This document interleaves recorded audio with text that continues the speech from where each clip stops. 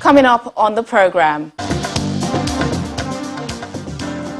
flash flooding in New York and New Jersey kills at least 14 people. Heavy rainfall causes destructive flash floods in Spain. Plus, UK Foreign Secretary in Qatar for talks says the UK will not recognise Afghan Taliban. Hello and welcome to the programme. I'm Teniola Shoboale. We begin in the United States, where at least 14 people have now died in New York and New Jersey following the remnants of Hurricane Ida.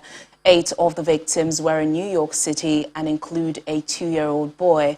More deaths are expected in Philadelphia, where officials have reported multiple fatalities without giving further details.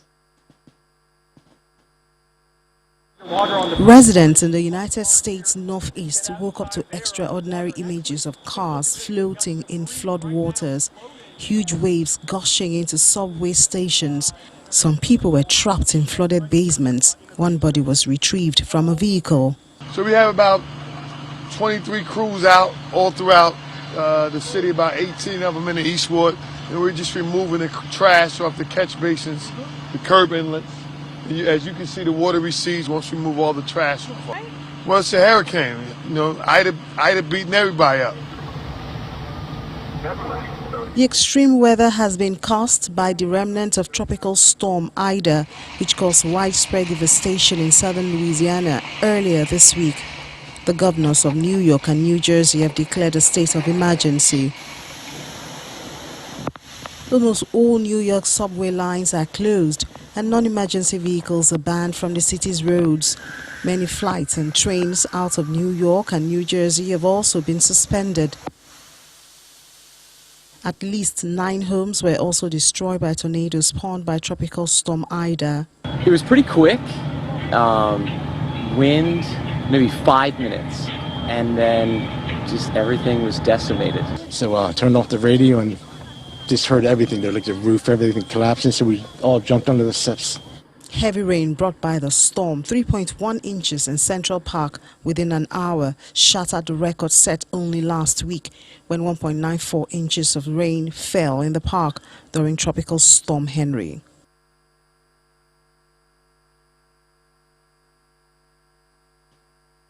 Our correspondent Maria Bird joins us now for more on this. Maria, a terrible night for a lot of Americans, especially in New York and New Jersey. Just describe to us the scenes there. The scenes in New York and New Jersey were nothing but devastating. We know that there has never in history before been a flash flood warning in New York City, and so that alone was historic. We know that many basements, many homes, even apartment buildings were flooding. You had sewage coming through the toilets and through the grounds of apartment buildings and homes in New York City, and so the flooding, that devastation alone is going to take weeks to even be able to identify the extent of the damage, and then we can expect a much longer process for full recovery. New Jersey dealt with many tornadoes. Even the Bronx borough of New York dealt with a tornado, and so you show pictures of homes where they're completely having roofs removed, complete damage of some homes throughout the New Jersey area, and you're showing there, you know, that you can see the flooding, the amount of, there are many cars that are now obviously disabled due to the amount of rain and water. Last evening, there was actually a stay-at-home order for New York City. Individuals were asked to stay home until 5 a.m. this morning.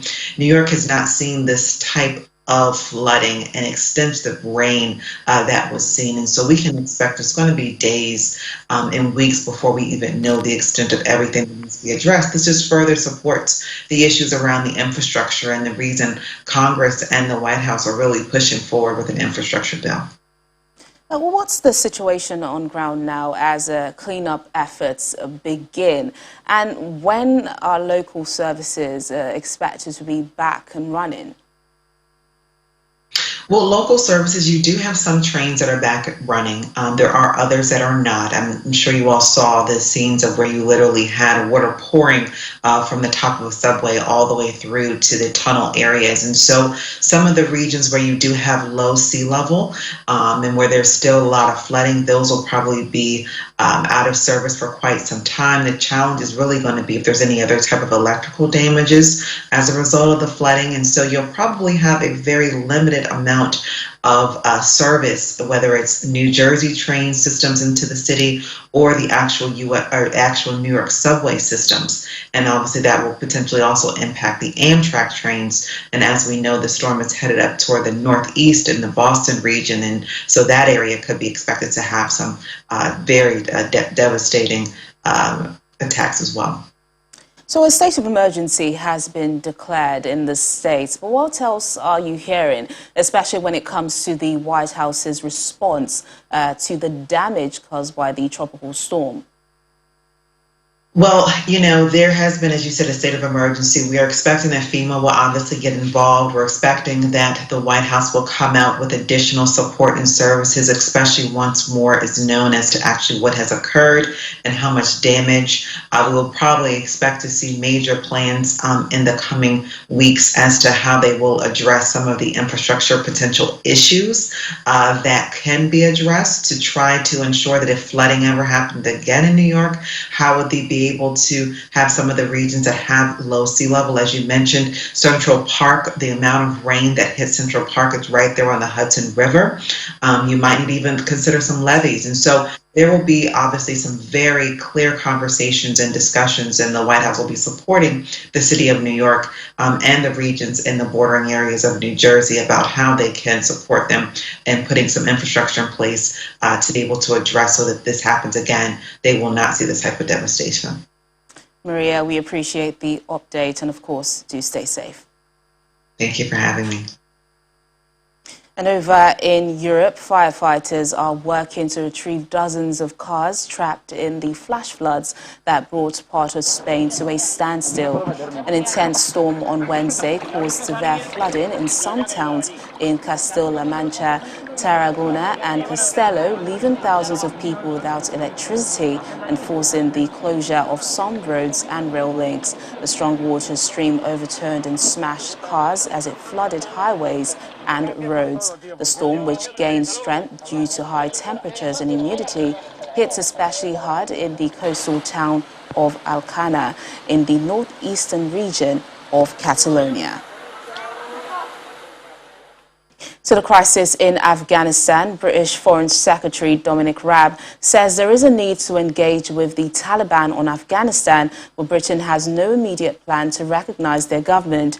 Raab was speaking during a joint press conference with Qatar Foreign Minister Sheikh Mohammed Al Thani in Doha, where he visited housing for refugees evacuated from Afghanistan after the Taliban swept to power last month. Sheikh Mohammed says Qatar is in talks with the Taliban and working with Turkey for potential technical support to restart operations at Kabul airport. We do see the need to be able to have direct engagement, otherwise we can't provide messages, we can't listen to the response, and I think as my friend Sheikh Mohammed said, I think there are some early tests for the Taliban. One was their approach to the airport during the evacuation. Now we're into a different space. Can we see safe passage provided out of Afghanistan? That would be quite an important first test. We need to be able to discuss that. Now, of course, we need to adjust to the new reality, and our immediate priority is to secure the safe passage of those remaining British nationals, but also the Afghans who worked for the United Kingdom. We are trying our best to support now bringing back the airport to be up and running, and this is remaining our focus in the next short-term period. Our London correspondent, Juliana Olainka, joins us now for more. Juliana, it's good to see you. On one hand, Dominic Raab says there's a need to speak to the Taliban, but also that the UK will not recognize their government. How is this expected to work? Good afternoon, Teddy. I think it's hoping, well, I think the British government are hoping that they can rely on a regional coalition. At the moment, there is so much diplomatic presence in Doha, and there are several regional powers that are speaking to the Taliban. I believe India and Pakistan have already opened up dialogue, and as his counterpart was saying, even the Qataris are doing that as well. I believe the Taliban are just a couple of days away of swearing in a new government, even though Prime Minister Boris Johnson has said on the record that he believes the vast majority of those who should be evacuated from Afghanistan, from a British perspective, have left. There are still hundreds of people, if not thousands of people on the ground, and the only way that they can ensure safe passage is to have a conversation with what will become a legitimate government. And speaking about those people left behind, we know Dominic Raab answered questions from MPs yesterday about the UK's withdrawal from Afghanistan. What reasons did he give for the UK not being able to get everyone out in time?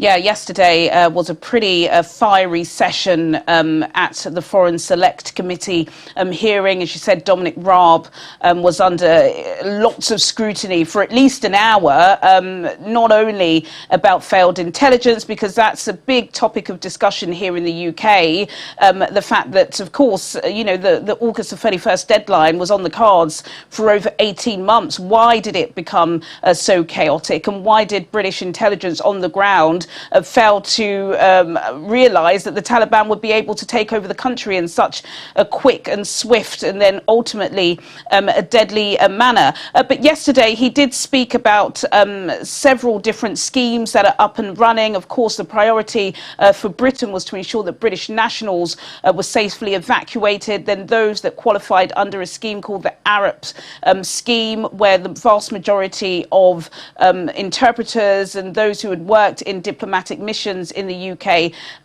would be evacuated safely. Now, it's the Arab individuals that are most of concern. Now, as I was saying before, Prime Minister Boris Johnson suggests that the vast majority have been returned. But if you look on social media and you speak to people on the ground, it does seem that thousands are still there. It was very chaotic. At the time, I believe there were only about 20 or 30 British nationals working from Kabul airport because it was so dangerous, and there just wasn't enough time. But of course, on the defence of the British government, they say that they did manage to evacuate 15,000 people in just 2 weeks, and that's the biggest and the most expensive evacuation process that Britain has seen in its entire history. Now, one of the main focus now is resettlement. The EU has signalled it's ready to provide funding, but not accept an influx of refugees. What's the UK's position here? Is the country willing to take in more? Yeah, absolutely. The British government have said they will. Priti Patel, the Home Secretary, who's very, very hard line on migration and immigration rules, has said that, yes, they will absolutely be taking Afghan refugees. The Mayor of London, Sadiq Khan, has also offered to assist with people. I believe this system is going to be taking place under Operation Warm Welcome. Again, 15,000 people were evacuated over the past 2 weeks. 8,000 of those individuals are Afghan refugees. Once they arrive in the United Kingdom from neighbouring third countries, they will be immediately given indefinite leave to remain. They will also be given housing, the school system. They'll be given COVID vaccinations. You know, Britain is quite notorious when it comes to offering, you know, war victims shelter. But of course, they have played such a pivotal role in this 2-decade war that they have to open up the borders, and that's exactly what they plan to do. All right, then, Juliana, thanks a lot for your reporting. Thank you. And now European defence ministers have met amid growing pressure to bolster Europe's defence capabilities following the scrambled withdrawal from Afghanistan. The EU's foreign policy chief says the chaotic Western withdrawal from the country is likely to be a catalyst for the bloc's attempts to develop its common defence. I think that it's clear for all member states, or almost all member states, that we need to improve our capacity to be able to act autonomously when and where necessary. And there is no alternative to it. Well, we don't have yet a complete unanimity. It would be lying on you if today everybody agreed on that explicitly, but it doesn't matter because today it was not a decision-making council, it just was a debate. The real decision will be taken in November. President Biden is the third president in a row of the US who has warned us that the US are disengaging of the world wars. President Biden announced yesterday or the day before yesterday the reason why they disengage on Afghanistan. And it represents a warning for the Europeans. They need to awake and to take our own responsibilities. Still to come on the program. South Africa's deputy president says vaccines will be taken to the homes of people hesitant to come out. That's in a moment. Stay with us. It's time for our COVID-19 global update now. Some positive news for New Zealand, where officials say a decline in new COVID-19 cases indicates its lockdown is limiting the spread of the coronavirus Delta variant. However, things are still critical in Australia, where health officials warn that the health system is at risk. Here's the global update. New Zealand has recorded a drop in new COVID-19 infections, which authorities say shows the strict nationwide lockdown is working to curb the spread of the virulent Delta variant of the coronavirus. The country saw 49 new cases, all limited to the hotspot of Auckland. In neighbouring Australia, doctors warned that the country's hospitals are not ready to cope with the government's plans to ease restrictions, and the health system is facing the risk of being locked into a permanent cycle of crisis. Over the past 24 hours, the state of New South Wales reported 1,288 new locally acquired cases, just below its pandemic high of 1,290 on Monday. A total of 957 people are in hospital, up from 698 a week ago, while cases in intensive care units jumped nearly 40% to 160, 64 of whom require ventilation. We have to accept living with COVID is a reality, it's not an option. And any state premier who thinks it's an option, unfortunately, is not considering what the real world experience is. And the real world experience is all of us as Australians, no matter where we live at some time, it might not be today or next week, but all of us as Australians have to accept that living with COVID is the future. It's not an option. It's not an option that any of us like, but it's an option we have to confront, and it's an option we have to support our citizens work their way through. Taiwan has received its first lot of BioNTech Pfizer's COVID-19 vaccine after months of heated political and diplomatic wrangling. The 930,000 doses are the first of 15 million jabs acquired by Foxconn and Taiwan Semiconductor Manufacturing Company, as well as Buddhist charity Zhu Qi Foundation, in deals with a China-based distributor after months of wrangling. While the United States and Japan donated several million doses to Taiwan in June, the island has struggled to vaccinate its 23.5 million people.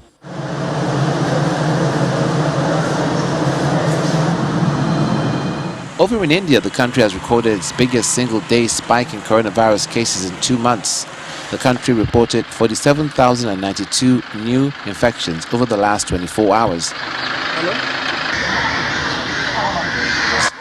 And finally, 12 million students in France have resumed school under strict government rules like compulsory wearing of face masks. With inoculations now available for children from age 12, pupils are encouraged to get their shots. The daily average COVID contagion rate has slowed in France, and the government aims to administer a third vaccine shot to some 18 million people by early 2022. Meanwhile, South Africa's Deputy President David Mabuza has announced that if people are hesitating to come out for a vaccine, vaccines will be taken to their homes. He was speaking during a vaccination monitoring drive in Mohale City near Johannesburg. So far, nearly 13 million people in South Africa have received a shot of the vaccine, with 6.2 million fully vaccinated. But the government is pushing for more vaccines to be taken in order to meet the 40 million vaccinated persons by December. A huge crowd followed the Deputy President, David Mabuza, accompanied by the Gauteng Premier, David Makura, everywhere they visited to encourage people to get vaccinated against COVID-19. They went to shopping centers, taxi ranks, and local health centers.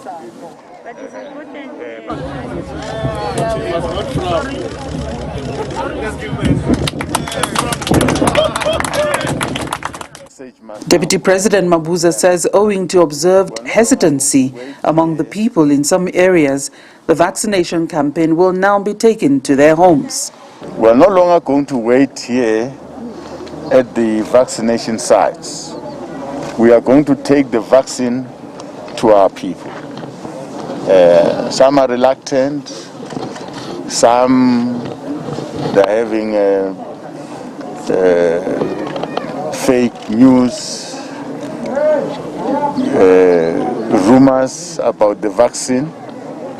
So we explain to our people that no, the vaccine is something that will help them, not something that will kill them.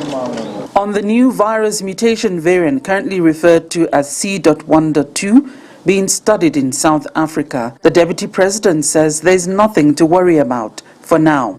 Well, we're briefed on Tuesday.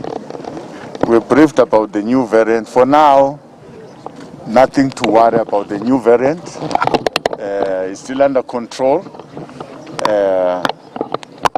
If we feel that this new variant is now a problem, the Minister of Health will announce and how best we want to deal with it. But for now, we're tracking it. We're tracking it. No reason to worry for now. Deputy President Mabuza will be continuing the vaccination monitoring exercise in other provinces in the coming days. The hope is to get about 40 million people vaccinated by December this year, as the third COVID-19 wave in the country makes way for a likely fourth.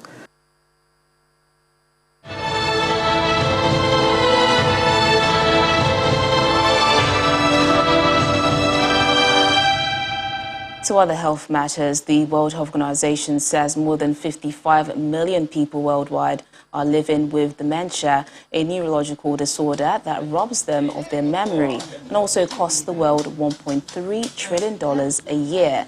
With populations aging, the number of people with the progressive condition caused by stroke, brain injury or Alzheimer's disease is projected to rise to 78 million by 2030 and 139 million by 2050.